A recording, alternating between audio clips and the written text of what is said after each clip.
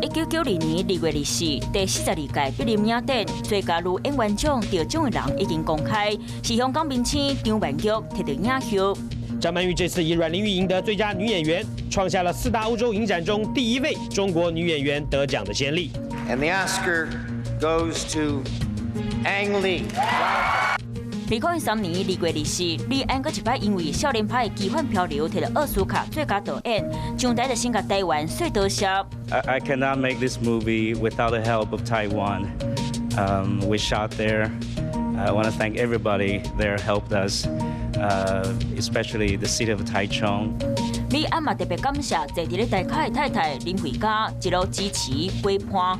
《少年派的奇幻漂流》然后李安摕到最佳导演小金人，嘛同时摕到最佳摄影、最佳视觉效果、最佳配角，拢总4项大奖。